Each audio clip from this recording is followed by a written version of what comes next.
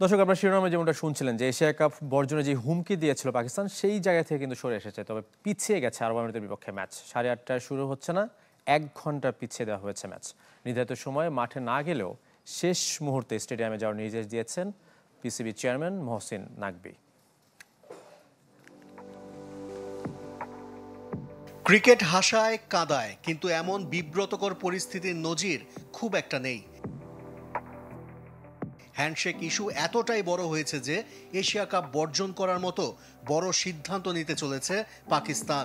8:30টায় match শুরু হবে না, 1 ঘন্টা পিছিয়ে ম্যাচের আশা বাঁচিয়ে রাখার চেষ্টা আয়োজকদের। কিন্তু অনড় পিসিবি। লাহোরে যখন সংবাদ সম্মেলন করেছেন পিসিবি মুখপাত্র, তখন বোর্ড সদর দপ্তরে বর্তমান চেয়ারম্যান মহসিন নাকবি ডেকে পাঠিয়েছিলেন সাবেক 2 চেয়ারম্যানকে। तो अभी फौरी तौर पर यह है कि जो मैच यूएई और पाकिस्तान की टीमों के माबैन खेला जाना है उसको 1 घंटा डिले कर दिया गया। সেই বৈঠক শেষে PCB chairman Mohsin Naqvi tweet করে জানিয়েছেন পাকিস্তান দলকে হোটেল থেকে স্টেডিয়ামে যাওয়ার নির্দেশনার কথা। পাইক্রফট আর আরব আমিরাত দল অবশ্য আগে থেকেই স্টেডিয়ামে অবস্থান করছে।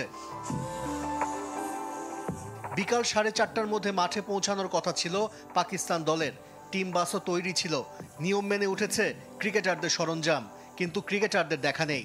দীর্ঘক্ষণ অপেক্ষার পর বাস চলে যায় পার্কিংয়ে। যে ঘটনা শুরু রোববার, ভারতের বিপক্ষে ম্যাচে টস ও ম্যাচ শেষে দুদল হাত মেলায়নি।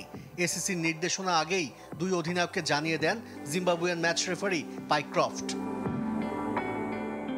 এরপর ভারতীয় অধিনায়ক ও ম্যাচ রেফারির শাস্তি চেয়ে আইসিসিকে চিঠি দেয় পিসিবি। জিম্বাবুয়েন পাইক্রফটকে অপসারণ না করলে টুর্নামেন্ট বর্জনের হুমকিও দেয়, কিন্তু আমলে নেয়নি আইসিসি। টুর্নামেন্টের আরেক ম্যাচ রেফারি রিচি রিচার্ডসন অবশ্য আছেন আবুধাবিতে। তার পক্ষে এসে এই ম্যাচ পরিচালনা এখন সম্ভব নয়। আশিক রুদ্র, চ্যানেল 24।